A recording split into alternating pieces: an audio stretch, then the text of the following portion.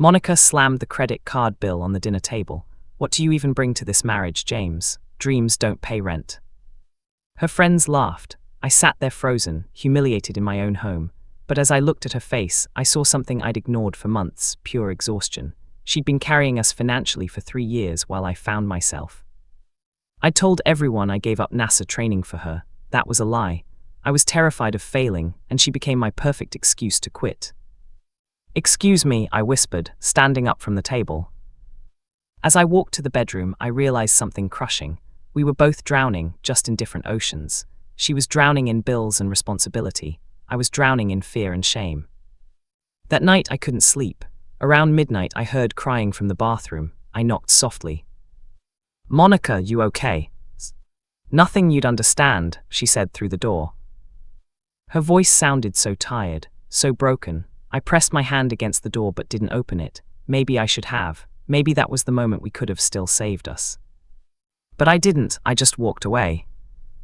At 2 a.m. I woke up to whispering. Monica was on her phone, giggling like a teenager. I hadn't heard her laugh like that in years. I squinted at her screen. The name glowed in the darkness. Derek. Her ex-boyfriend. My chest got tight. My hands felt cold. She noticed me watching and didn't even look guilty. "You're being paranoid," she said flatly. But I knew that tone. It was the sound of someone remembering what happiness felt like. The sound of someone who'd already left you emotionally. I didn't say anything. I just turned over and stared at the wall until morning. The next day, while she was at work, I checked our phone records online. My hands shook as I scrolled. She'd been calling Derek every single night for 3 weeks. But then I saw something else. My last call to her was 42 days ago. I'd been in the same house, but I'd checked out long before Derek showed up. We were both cheating in different ways. She found someone else. I found numbness. 5 years, that's how long I'd been the stay-at-home dreamer, while Monica built her career at the law firm. Every argument ended the same way. "You'd be nothing without me, James." And I believed her because part of me knew it was true. I was hiding. I started writing letters to myself on my laptop. Reminders of who I used to be before fear turned me into someone who needed saving. "Dear James, you used to love stargazing. When did you stop looking up? Dear James, remember when you believed you could touch the sky?" Monica's birthday came. I bought her favorite flowers and made dinner. She smiled and said thank you, but her eyes were somewhere else. Then my birthday came 3 months later. She forgot completely. No card, no cake, nothing. I checked her Instagram that night. She'd posted a photo at lunch with Derek. The caption said, "Good company makes everything better." I stared at that photo for an hour, then I realized something. I'd forgotten our anniversary 6 months ago. I was just as guilty. The email came on a Tuesday morning. NASA training intake reopens. Age limit extended to 38. You still qualify. My hands wouldn't stop shaking. This was my second chance, or maybe my first real one. I showed Monica at dinner. She looked up from her phone and rolled her eyes. "You space, James, you couldn't even finish the application last time. Grow up." She was right. I'd quit before they could reject me, failed before I could fail. "You're right," I said quietly. I opened my laptop and deleted the draft application right in front of her. She smiled. It looked like relief. That night I lay in bed staring at the ceiling. I wasn't angry at her. I was angry at myself. I was furious at the man I'd become. At 3 a.m., I got up and went to my laptop. I opened the trash folder and restored the email. My finger hovered over the apply button. I thought about 22-year-old me, the one who believed he could fly. I clicked it. The application opened. For the first time in years, I started filling it out. 2 months later, I got the call. "Mr. Hayes, you've been shortlisted for the training program." I couldn't breathe. I expected Monica to laugh or dismiss it. Instead, she went completely silent. Then she said, "If you go, don't come back." For the first time in 5 years, I looked her straight in the eyes. Maybe that's what we both need. Her face changed, not anger, something deeper like grief. "I can't watch you leave again, James." Her voice cracked. "Not like my dad did. He chased his dreams and left us broke. I can't do that again." She'd never told me that before. In 5 years of marriage, she never explained why she pushed so hard against my dreams. "So you left me first," I said softly. Yeah, she looked down. Turns out that didn't hurt any less. We sat in silence for 3 hours that night, just sitting, not talking, not touching. By morning, I'd printed divorce papers. When I showed her, she didn't fight. She just nodded like she'd been expecting it. Monica read every page of the divorce papers slowly. Her hands shook as she signed each one. I hope you make it, she whispered. I really do. I hope you find someone who doesn't remind you of what scares you, I replied. She picked up her purse and walked to the door. No drama, no screaming, just the quiet sound of two people who'd become each other's cages finally opening the door. Goodbye, James. Goodbye, Monica. The door closed. I stood there for 20 minutes, just staring at it. The next morning I drove to the airport. Houston, Texas, NASA training facility, my second chance. I made it through security, got to my gate, sat down. Then I ran to the bathroom and threw up. Pure terror. What if I failed? What if Monica was right? What if I was just a dreamer who couldn't actually do anything? But I got on that plane anyway. Sometimes courage isn't being unafraid, it's being terrified and going anyway. Training was brutal. Every push-up felt like punishment for wasted years. Every simulation showed me how much I'd let myself go. The first endurance test I failed. Badly, I couldn't even finish. My instructor, Commander Hayes, pulled me aside. Hayes, you're 3 years behind everyone here. Question is, you ready to catch up or ready to quit again? That night, Monica's voice haunted me. You'll never make it. But it mixed with my own voice. You never even tried. I set my alarm for 4 a.m. I stopped eating junk food. Stopped making excuses. I ran until my lungs burned. Did push-ups until my arms gave out. Not for revenge, not to prove Monica wrong. For proof. Proof that I could finish what I started. The other trainees were younger, faster, smarter, but I had something they didn't. I knew what giving up felt like, and I never wanted to feel that way again. 6 months later, I passed my first major simulation. Commander Hayes nodded. You might actually make it, old man. I smiled. It was the first real smile in years. 16 months after starting training, I strapped into the shuttle for my first mission. I wasn't thinking about Monica. I was thinking about 22-year-old me, the kid who walked away from this dream because he was scared. All systems go, the voice said in my helmet. The engines roared, the ground shook, then we lifted. Higher, higher, the sky turned from blue to black. When we broke through the atmosphere, I cried inside my helmet, not from happiness, from relief. I'd finally stopped running from myself. A week later, my photo went viral. Not for some dramatic story. Someone noticed I was the oldest person in my training class and posted it with the caption, "The astronaut who took the long way." Articles called me inspiring, podcasts wanted interviews, but the attention felt weird. I didn't feel like a hero, I just felt like someone who finally showed up for himself. Then my phone buzzed, a text from a number I'd deleted but still recognized. Congratulations, I saw the news, you did it, Monica. I stared at Monica's text for an hour. My thumb hovered over the reply button 100 times. Finally I typed, "Thanks, how are you?" 3 dots appeared, disappeared, appeared again. Getting there, I'm in therapy now. Turns out I have attachment issues. Another message came through. "I'm sorry I made you small so I could feel big." I read it 5 times. This was the most honest she'd been in years. I wanted to reply, but I didn't know what to say, so I saved the message and didn't respond. 2 weeks later, I attended an aerospace medicine conference. I was presenting data on muscle loss in zero gravity. During Q&A, someone challenged my findings. Your data on prolonged weightlessness effects is outdated. I looked up. A woman with sharp eyes and black hair stood at the microphone. Dr. Elena Reyes, her name tag said. She was right, my data was from 2019. After the panel I found her. "You're right, I missed the new studies. Can I buy you coffee?" She smiled. "Only if you actually want to learn, not just be polite." We talked for 3 hours, not about my past, just about stars and science and life. Elena and I started meeting for coffee after conferences. Just friends, nothing romantic. She told me about her ex-fiancé who stole her research and published it under his name. "I don't trust easily anymore," she admitted. "Good," I said, "neither do I."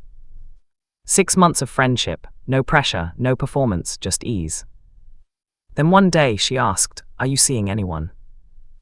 I hesitated. It's complicated, felt like a lie. I'm just learning how to be alone, felt more honest.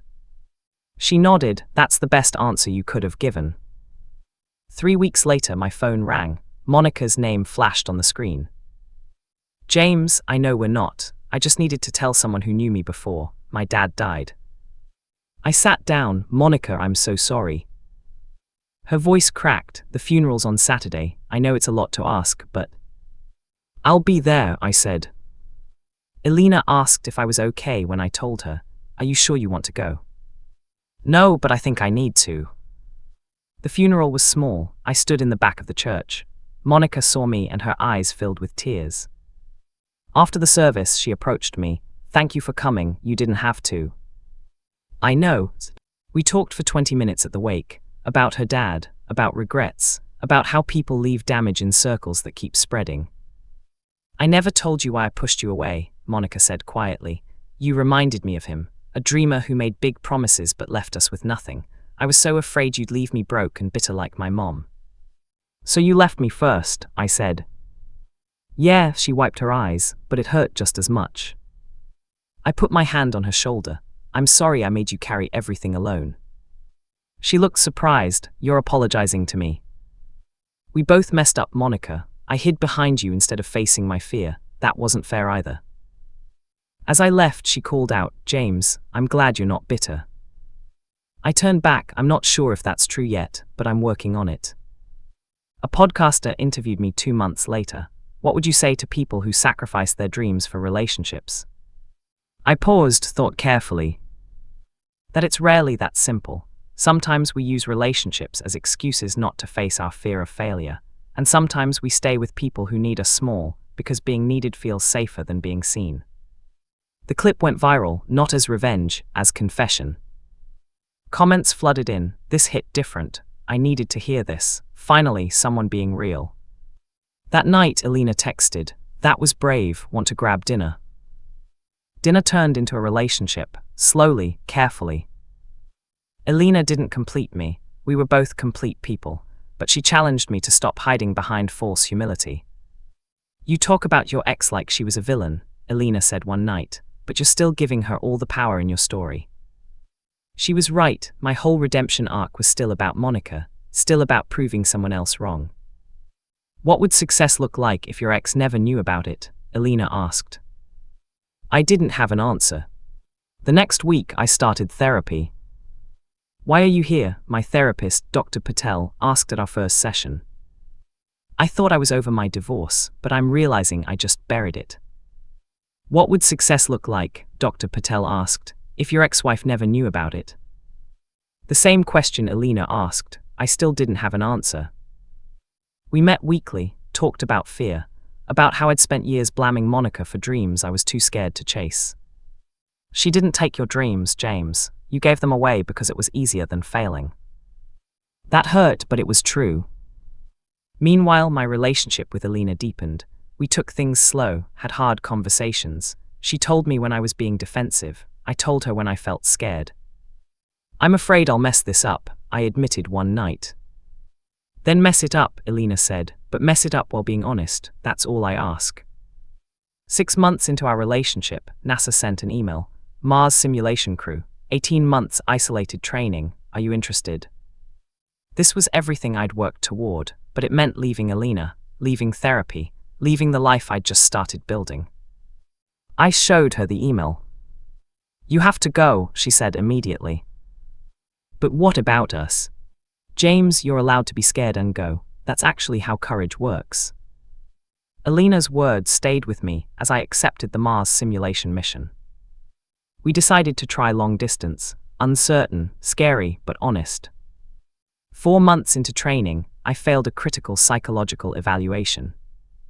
"Commander Hayes, your stress responses show unresolved trauma patterns," the psych officer said. "We're putting you on conditional status." I called Elena, barely holding it together. Maybe everyone was right. Maybe I'm not cut out for this.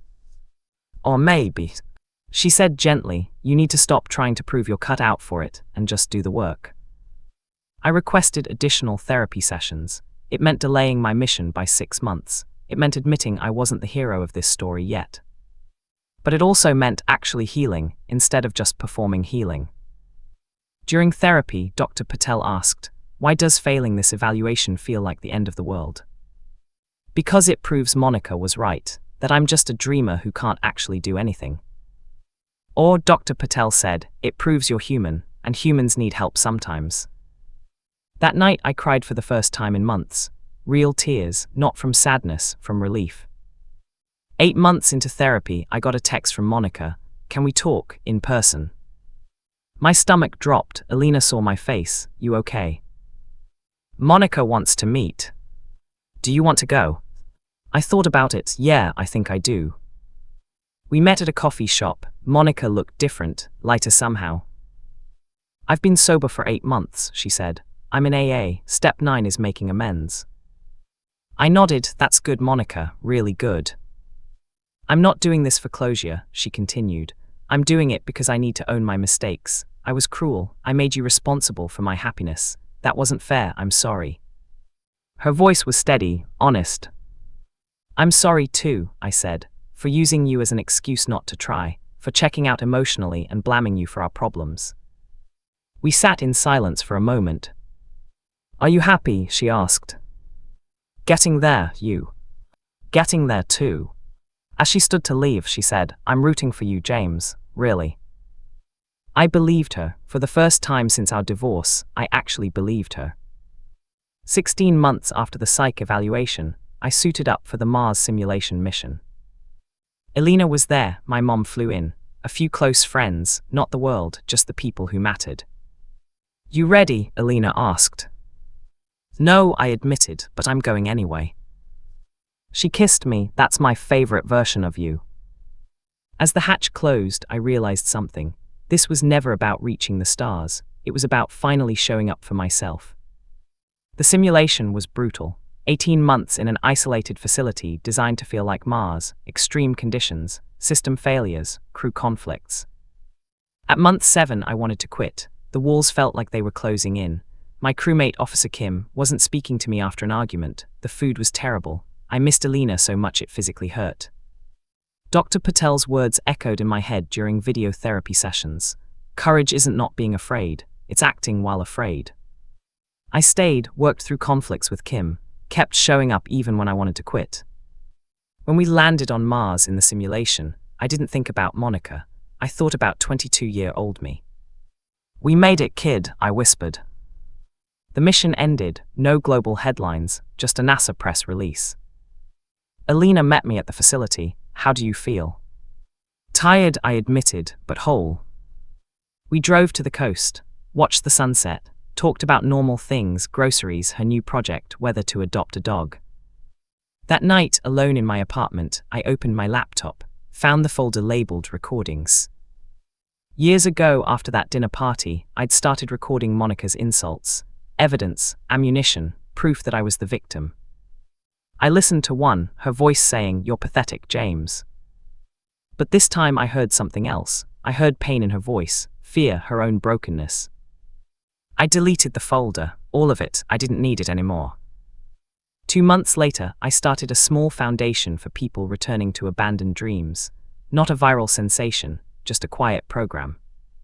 We called it The Long Way. 12 people enrolled the first year. One was a 45-year-old woman named Patricia who'd given up medical school for her kids.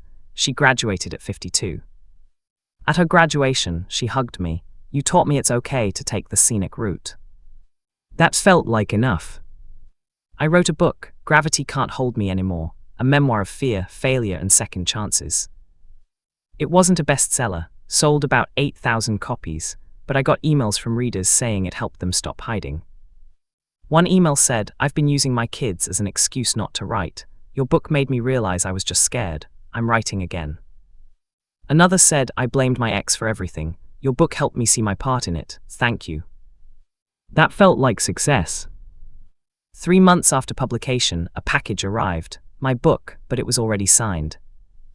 I opened it, inside in familiar handwriting. "This was fair. Thank you for not making me the villain, Monica." I smiled, put it on my shelf. Elena noticed it later, from Monica. Yeah. How do you feel about that? Good, actually, we both got to heal, that's all I ever wanted. On a random Tuesday, Elena beat me at Scrabble. Again. You're terrible at this game, she laughed. I know, I took a breath. Will you marry me? She stopped laughing, looked at me. Are you sure? No doubts. Oh, I have doubts, I said, but I also have courage now, and I choose you with both. Elena said yes. We planned a small wedding, 30 people, close friends and family. Monica wasn't invited, not out of spite, she just belonged to a different chapter. The wedding was simple, backyard ceremony, taco truck catering, Elena's dad officiated. When I said my vows, I didn't mention the past. I just talked about the future, about choosing each other every day, about being brave enough to be imperfect together. I promised to show up, I said, even when I'm scared, especially when I'm scared. Elena squeezed my hands, she knew what that meant. The reception was small but joyful, dancing under string lights, bad karaoke, my mom crying happy tears. As we cut the cake, someone yelled, "Speech." I grabbed the microphone. I used to think love was about finding someone who completed you, but Elena taught me it's about being complete on your own and choosing to share that with someone. Thank you all for being here. Elena kissed me, everyone cheered. That night, lying next to my wife, I felt something I hadn't felt in years. Peace. Not because I'd won, not because I'd proven anyone wrong, because I'd finally stopped running.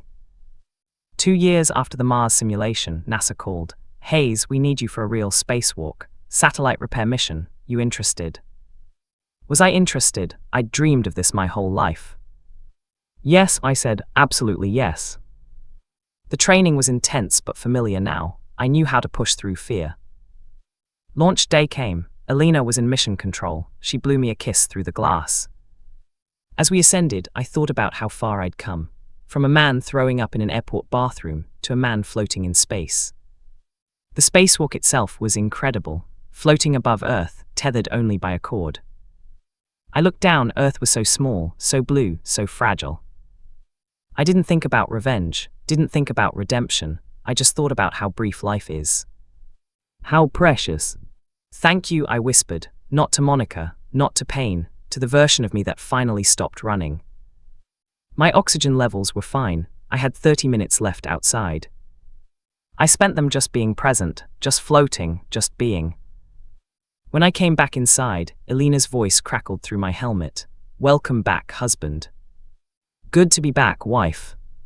A university invited me to speak about resilience. I almost said no. Public speaking terrified me. But then I thought about Patricia from the Long Way Foundation, about all the people who'd emailed about my book, about 22-year-old me who needed someone to say it was okay to be scared. I said yes. The auditorium was packed, students, professors, even some NASA folks. During Q&A, a young woman raised her hand. What advice would you give someone who gave up their dreams for a relationship? I thought carefully, this was important. First, ask yourself honestly, did they take your dreams or did you use them as an excuse to hide from failure? Second, know that starting late doesn't mean starting wrong. I became an astronaut at 38, that's okay. And third, I paused. Forgive yourself. You can't reach the stars if you're still carrying the weight of who you used to be. The room went quiet, then someone started clapping, then everyone was standing. Elena was in the back row, crying and smiling. After the talk, students lined up with questions. One said, I'm 32 and want to go back to school. Is it too late? It's never too late, I said, I'm proof. Life settled into a beautiful rhythm. Elena got promoted. The Long Way Foundation grew to 50 participants. I took on mentoring roles at NASA. One Tuesday, Elena came home with news. I'm pregnant. I froze. Really? Really? Joy and terror hit me at once. What if I mess this up? Elena took my hands, then we'll mess it up together and figure it out like we always do. 9 months later, our daughter was born. We named her Luna, after the moon. Holding her tiny body, I thought about cycles, about how pain can stop with one generation if you're brave enough to heal. I promise, I whispered to Luna, I'll teach you to chase your dreams, and I'll never make you feel small for having them. Monica sent a card. Congratulations on your daughter. She's lucky to have you as a dad. I put it in Luna's baby book. Someday when she's older, I'll tell her the whole story. The mistakes, the healing, the second chances. Because that's what matters, not the villain or hero story, the human story. 5 years after my spacewalk, NASA asked me to join a panel on mental health in high-stress careers. I talked about my psych evaluation failure, about therapy, about how asking for help saved my career and my life. We glorify toughness, I said, but sometimes the toughest thing you can do is admit you're struggling. After the panel, a young astronaut candidate approached me. I failed my psych eval last month. I thought my career was over. It's not, I said. Take the time, do the work, the stars will wait. She started crying. Thank you. That night, Alina and I put Luna to bed. She was 5 now, obsessed with space like her dad. Daddy, will you take me to space one day? If you want to go, I said, I'll help you get there, but only if it's your dream, not mine. She thought about it. I think I want to be a doctor, for astronauts. That's perfect, sweetheart.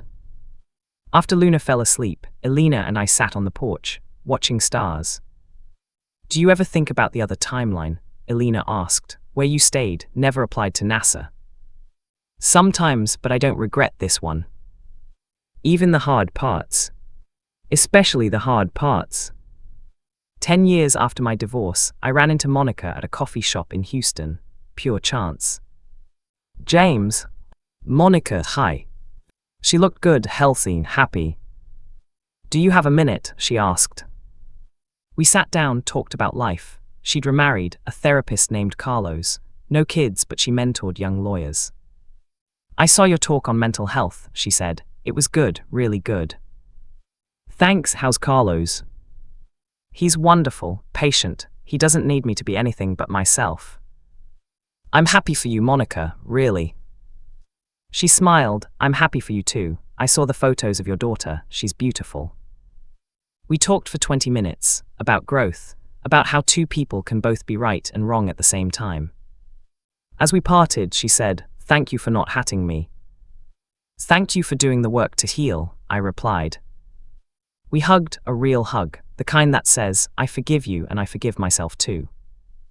Walking to my car, I felt lighter. The last weight finally lifted. That night, I told Alina about the encounter. How do you feel? She asked. Complete, I said. That chapter is finally closed. At 48, I retired from active missions, became a full-time instructor and foundation director.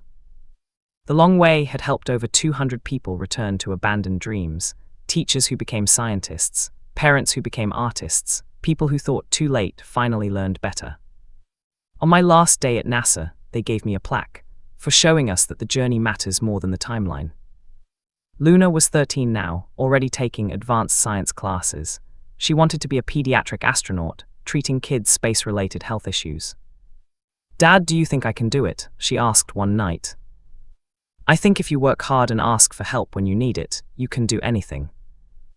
Even if I fail sometimes. Especially if you fail sometimes, that's how you learn. She hugged me. Thanks, Dad. That night, Alina and I sat under the stars in our backyard, the same stars I'd dreamed about as a kid. Any regrets? Alina asked. I thought about it honestly. I regret the years I wasted being afraid, but I don't regret the path because it led here. That's very poetic, astronaut. I laughed. I've had a lot of therapy. The stars twinkled above us, infinite, patient, waiting. I'd learned something crucial over these years. I didn't need revenge. I didn't need Monica to fail for me to succeed. I needed to stop making her the villain of my story, because that still made her the main character. The stars were always there. I just had to stop looking back long enough to see them. And now when I looked up, I saw them clearly, not through anger or pain or the need to prove anything. Just through gratitude. For second chances, for hard lessons, for the long way home.